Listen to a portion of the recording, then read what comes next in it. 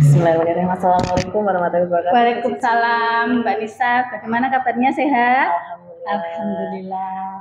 Sebelumnya saya mau perkenal dulu ya Bu, ya meskipun sudah kenal tapi Oke, supaya lebih kenal lagi. Perkenalkan, nama saya Anissa Yuniarwati, saya dari SDN 01 Jogo, juga sedang mengikuti CGP Angkatan 10 Kabupaten Pekalongan. Mohon izin Bu Cici, mau sedikit tanya-tanya. Boleh sekali ya, monggo silakan. Oke, untuk yang pertama, ini saya akan bertanya terkait dengan dilema etika ya Bu. Iya. Nah, Bu Cici sendiri kan menjadi kepala sekolah di SD Negeri Watu Gajah. Iya. Nah, di SD Negeri Watu Gajah ini, Bu Cici pernah buatan menghadapi sebuah dilema etika? Tentunya dalam sebuah instansi yang dalam rumah tangga saja ada, apalagi dalam instansi dengan maaf ini kepala yang berbeda pastinya tentunya pasti ada Mbak Nisa, masalah besar atau kecil ya bagaimana cara kita menyikapinya. Jadi pasti ada dalam sebuah instansi tersebut. Oke, nah khusus untuk SD Negeri Watu Gajah ini Bu, ada buatan kasus-kasus di mana nilai-nilai kebajikan saling bersinggungan, kemudian ada buatan kasus-kasus dilema etika yang sama-sama benar terjadi di SD Negeri Watu Gajah. Pasti ada, terutama saat saya baru di sini ya, yang namanya kepala sekolah baru dengan kondisi lingkungan yang baru juga, saya baru mengenal karakter Bapak Ibu guru yang seperti apa ya. Ada Mbak Nisa, tapi tidak perlu saya ceritakan masanya seperti apa, tapi memang ada. Kalau boleh tahu satu saja contoh yang sekiranya boleh untuk diceritakan dan bisa sharing nih untuk bisa diambil pelajaran. Ya udah nggak apa-apa wes. Jadi seperti ini Mbak Nisa, karena dalam sebuah instansi itu kan ada beberapa orang ya. Lah di situ tentunya ada yang memiliki karakter A, ada yang memiliki karakter B. Dengan seperti itu contoh-contoh sederhananya saja seperti ini. Ada guru yang maaf saja ini ya, memiliki pemikiran yang tidak terbuka. Jadi kalau misalnya ada apa-apa itu diam saja.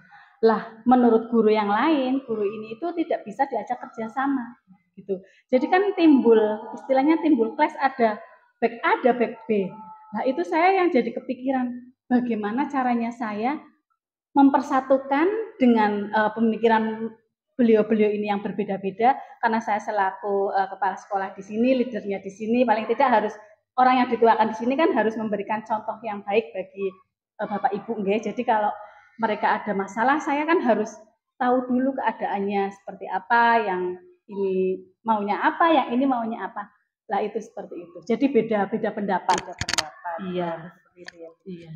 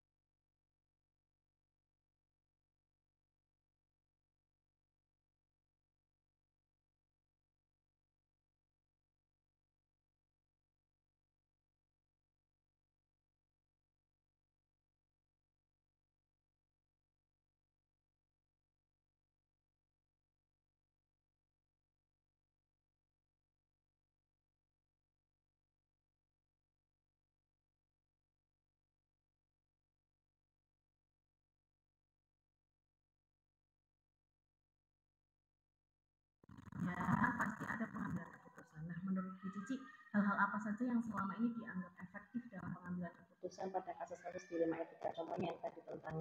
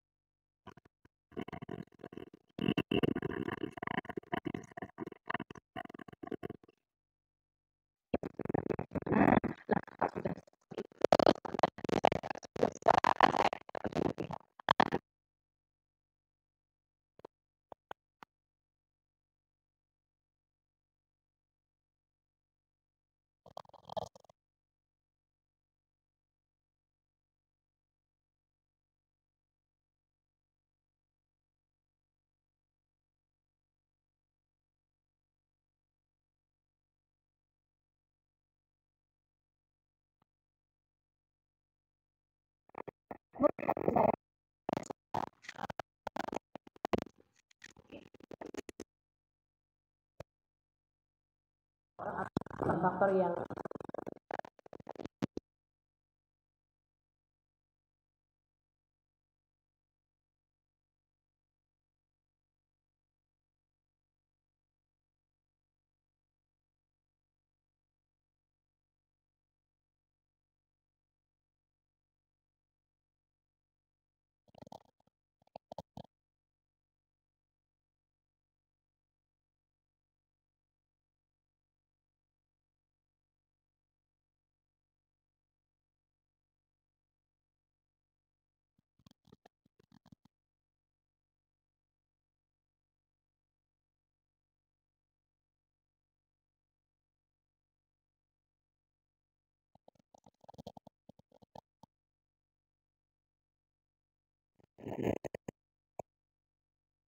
Pasti ya.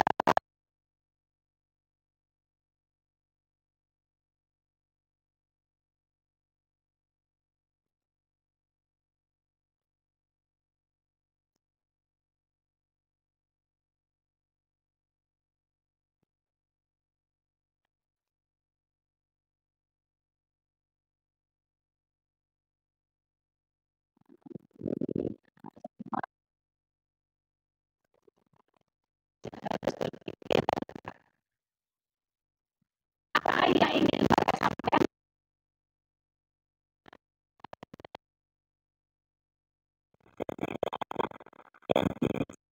hati inginnya, saya maksudnya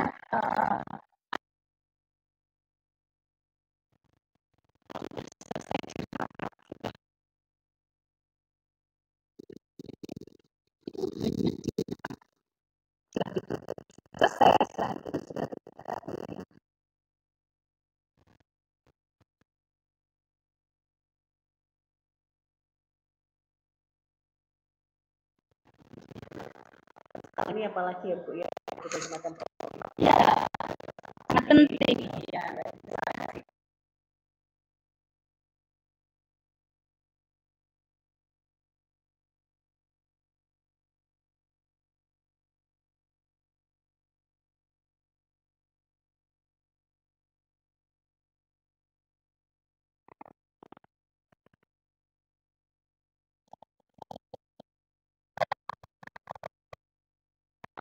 Bismillahirrahmanirrahim. Assalamualaikum warahmatullahi wabarakatuh, Bu Tiwi. Waalaikumsalam warahmatullahi wabarakatuh. Perkenalkan, saya Anissa Yuna Fadili, CGP Angkatan 10 Kabupaten Pekalongan. Mohon izin Bu Tiwi, di sini saya akan melakukan kegiatan wawancara. Apakah diperbolehkan? Silahkan, saya sangat mendukung kegiatan yang dilakukan CGP di SDN 01 Jatim. Monggo. Di sini saya akan melakukan kegiatan wawancara berkaitan dengan budaya Afrika. Untuk pertanyaan yang pertama, di SDN 01 Jatim ini pastilah dihadapkan oleh berbagai macam permasalahan, termasuk budaya Afrika. Nah, dari yang pernah dialami Bu Tiwi dan rekan-rekan kerja di SDN 01 Jatim, ada mbak kasus-kasus di mana nilai-nilai kebajikan yang saling bersinggungan atau ada kasus-kasus dilema etika yang sama-sama benar itu terjadi?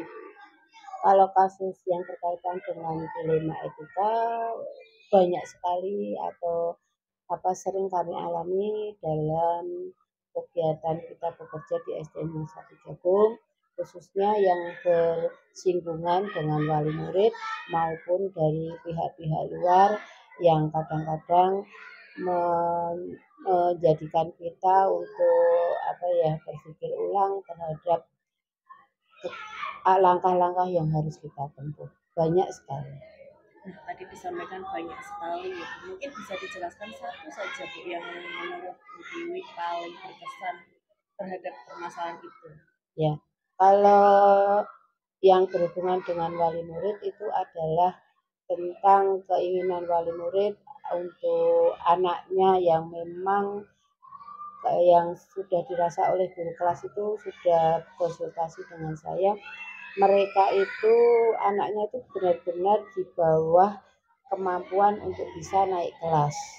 Tapi mereka dengan berbagai alasan ingin agar anaknya dengan cara apapun bisa naik ke kelas. Padahal sebagai seorang guru itu sudah melihat kemampuan anak tersebut jauh di bawah rata-rata untuk bisa naik ke kelas selanjutnya. Jika anak itu pun naik, pasti akan mengalami kesulitan untuk bisa beradaptasi, bisa menerima pelajaran atau menyelesaikan kegiatan yang ada di kelas tingginya. Tapi dengan alasan orang tua karena malu, karena nanti anaknya tidak masuk dan sebagainya, akhirnya dengan berat hati kami terpaksa sekali untuk bisa menaikkan anak tersebut, walaupun mungkin tanggung jawab kita tidak hanya di kelas selanjutnya, tapi juga kadang di satuan pendidikan yang lebih tinggi, misalnya di SMP. Itu merupakan dilema etika yang sangat besar berkaitan dengan wali murid.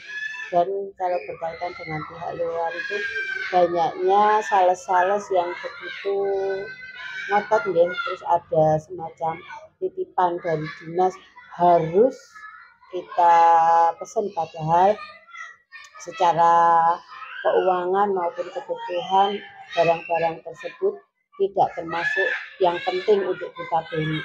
Tapi ya dengan berbagai dasar kepentingan, kadang-kadang kalau memang kita itu benar-benar tidak mampu dan ada kepentingan atau barang lain yang lebih penting kita beli, ya kita beranilah untuk tidak membeli barang-barang tersebut. Contohnya kan LKS atau buku-buku yang lain. Untuk SDN 01 Jatim sudah komitmen bahwa kita tidak membeli LKS. Oke, berarti dari siswa ada, dari pihak luar pun ada begitu terkait dengan dilema etika begitu ya Bu ya. Nggih. Nah, untuk selama ini bagaimana Anda dapat mengidentifikasi kasus-kasus yang merupakan dilema etika atau bujukan moral itu? Ya, ketika ada suatu kasus, yang pertama saya lakukan adalah mempelajari kasus tersebut, kemudian kami mengidentifikasi, kemudian kami coba berkoordinasi dengan berbagai pihak, yang utama dengan Bapak dan Ibu guru. Kemudian kita bisa memilah dan memilih kasus mana yang harus segera kita laksanakan. Kemudian kita berusaha untuk mencarikan jalan keluarnya, dan yang terakhir kita menyelesaikan kasus itu dengan sedikit mungkin ya meminimalisir dilema etika atau pertentangan etika yang terjadi. Oke. Nah, untuk selanjutnya selama ini ya Bu, bagaimana Ibu menjalankan pengambilan keputusan di sekolah Ibu, terutama untuk kasus-kasus di mana ada dua kepentingan yang sama-sama benar atau sama-sama mengandung nilai kebajikan. Ya, kalau memang kasus dilema yang sama-sama punya kepentingan yang itu ya berat sekali kadang. Tapi saya ya seperti tadi, pertama kasus itu ada, saya pelajari, kemudian saya identifikasi bersama seluruh dewan sekolah yang ada. Kemudian kalau perlu saya juga berkonsultasi dengan pimpinan saya, utamanya kepada Bapak Ibu pengawas dan Bapak Ibu Korwil. Juga kadang saya melibatkan teman-teman kepala sekolah untuk bisa berbagi agar kasus yang saya hadapi ini benar-benar bisa saya selesaikan dengan tidak ada efek samping di kemudian hari. Dan semua yang dilakukan itu kita harapkan semua dewan guru yang ada di SD itu memahami dan juga tahu kasus itu serta tahu penyelesaian yang terbaik. Oke, berarti tadi disampaikan ada garis besar bagaimana penyelesaian masalah-masalah yang dihadapi dalam terutama masalah dilema etika tersebut itu. Nah, kalau boleh dijelaskan lebih rinci Bu, bagaimana langkah-langkah yang sesuai ketika nanti akan ada permasalahan dilema etika yang terjadi. Contoh tadi yang pertama ada permasalahan terkait dengan anak yang sebenarnya tidak sesuai dan tidak bisa naik kelas seperti itu ya. Kemudian ada juga tadi masalah terkait dengan sales dari dinas yang harus beli. Nah, yang sudah dilakukan bagaimana langkah-langkah dari pertama kali kasus itu ada sampai solusi itu didapatkan itu bagaimana sebenarnya? Untuk kasus yang berkaitan dengan siswa, pertama kasus itu muncul dari laporan atau curhatan guru kelas di akhir tahun pelajaran yang konsultasi ke saya dengan mengatakan bahwa Ibu, anak ini sebenarnya tidak bisa naik kelas dengan kondisi yang memang seperti ini, nilai kemampuannya juga di bawah standar. Setelah itu saya meminta guru tersebut untuk bisa menghadirkan orang tuanya. Kemudian bertiga saya mendampingi guru kelas dan orang tuanya untuk berdiskusi bagaimana solusi terbaik untuk menghadapi permasalahan ini. Dan kemudian dari hasil diskusi itu ternyata orang tua memang tidak bersedia, tetap tidak bersedia untuk tinggal kelas. Kemudian langkah yang selanjutnya saya konsultasi kepada pimpinan saya atau pengawas. Nah, dari hasil konsultasi itu setidak-tidaknya kita ketika mengambil keputusan itu pihak atasan sudah tahu bahwa kita mengambil keputusan ini karena memang ini yang terbaik untuk kita semua. Kemudian untuk berkaitan dengan sales, kita juga langkah pertama ketika sales itu datang tidak langsung kita tolak, kita bilang bahwa kita akan mengadakan rapat sekolah untuk menentukan apakah penggunaan LKS atau buku itu bisa tidak disetujui oleh Bapak dan Ibu guru. Kemudian langkah selanjutnya saya mengadakan rapat sekolah dengan materi pemakaian LKS itu apakah masih perlu dilakukan atau tidak, dengan bersama-sama Dewan Guru. Sesudah hasilnya Dewan Guru itu bersedia tidak menggunakan LKS, maka ketika salah satu datang kita sudah mempunyai jawaban yang valid. Demikian. Baik, tadi ada berbagai macam langkah-langkah yang ditempuh sebelum keputusan itu diambil. Ya, tidak langsung mengambil keputusan seketika, karena berkaitan dengan dilema etika itu kita harus berpikir panjang, mempelajari kasus, soalnya efeknya itu nanti akan banyak buat sekolah, efek di kemudian hari. Mungkin salah satunya seperti menaikkan anak yang tidak sesuai dengan kriteria itu juga kita harus membedakan jangka panjang dan jangka pendeknya seperti itu ya. Jangka pendeknya oke, anak itu bisa naik kelas, tapi jangka panjangnya apakah anak tersebut bisa mengikuti dengan baik seperti itu ya. Mungkin bisa harus dibilang seperti itu juga. Nah, untuk selanjutnya nih Bu, hal-hal apa saja yang selama ini Ibu anggap efektif dalam pengambilan keputusan pada kasus dilema etika yang pernah terjadi? Hal efektifnya apa positif? Hal-hal yang selama ini dianggap efektif, maksudnya kalau misalkan ada kasus anak tidak bisa mengikuti kegiatan pembelajaran namun tetap harus naik, apakah itu memang efektif, atau misalkan tadi sales tetap kita bully atau bagaimana, apakah itu efektif? Hal-hal apa saja yang selama ini dianggap efektif dalam pengambilan keputusan yang selama ini dilakukan? Ya, ternyata langkah-langkah melalui beberapa prosedur itu yang telah kita lakukan ternyata efektif untuk menyelesaikan kasus. Jadi dengan beberapa langkah yang kita lakukan seperti saya ceritakan tadi itu, tidak muncul kasus atau efek negatif yang dialami sekolah berkaitan dengan kasus-kasus tersebut. Jadi ketika mengambil keputusan memang tidak serta-merta hari itu atau jam itu kita ambil, tapi dengan berbagai prosedur.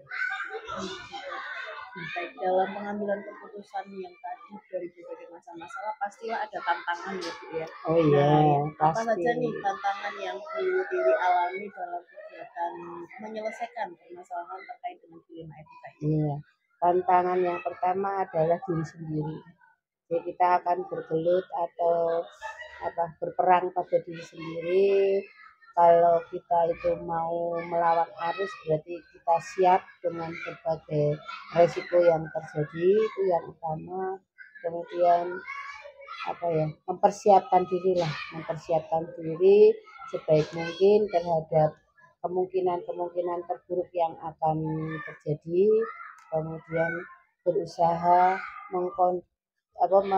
mempererat barisan di SD itu, jadi kita bisa satu suara jika ada suara-suara atau jika ada permasalahan yang terjadi setelah kita mengambil keputusan yang mungkin itu keputusan yang katakanlah tidak menyenangkan lah untuk pihak yang merasa dirugikan. Dan dengan kesiapan tersebut insya Allah apa yang terjadi itu bisa kita setiap permasalahan bisa kita selesaikan bersama-sama. Nah, selanjutnya nih Bu, apakah jika Ibu memiliki sebuah tatkala atau jadwal tertentu dalam sebuah penyelesaian kasus dilema etika, apakah Ibu langsung menyelesaikan di tempat atau memiliki sebuah jadwal untuk menyelesaikannya? Bentuk atau prosedurnya seperti apa yang dijalankan? Memiliki jadwal harus. Dari jadwal itu sudah kita laksanakan minimal dalam 1 bulan itu ada kegiatan rapat sekolah. Dan di rapat sekolah itu persoalan yang terjadi tidak hanya di sekolah, di kelas maupun dengan wali murid bisa kita selesaikan. Baik. Nah, terkait dengan permasalahan dilema etika tadi Bu Dewi menyampaikan banyak sekali, tadi juga sudah menyebutkan beberapa dari kasus dilema etika. Untuk berbagai macam kasus tersebut, pelajaran apa nih Bu yang bisa Bu Dewi petik dari pengalaman dalam pengambilan keputusan dilema etika? Pelajaran penting yang kita petik adalah yang pertama, kita harus sabar, kita harus kuat, kita harus selalu mengedepankan pendapat banyak orang, karena mungkin pendapat kita sendiri ada yang kurang atau yang perlu diperbaiki. Jadi menjadikan kita semakin dewasa dengan banyak kasus dan menjadikan SD semakin kompak, karena setiap kasus yang terjadi bukan milik kepala sekolah saja, tapi juga milik semua komponen yang ada di sekolah. Hai, terima kasih ya Bu Tiwi atas kesempatan yang diberikan, sangat bermanfaat bagi saya untuk mempelajari setiap pengalaman yang Bu Tiwi dan rekan-rekan SPN 01 Jogja alami terkait dengan kegiatan pengalaman dilema etika yang telah dialami. Terima kasih kesempatan yang telah diberikan Bu Tiwi. Saya undur diri. Mohon maaf atas segala khilafan. Wassalamualaikum warahmatullahi wabarakatuh. Sama-sama. Waalaikumsalam warahmatullahi wabarakatuh.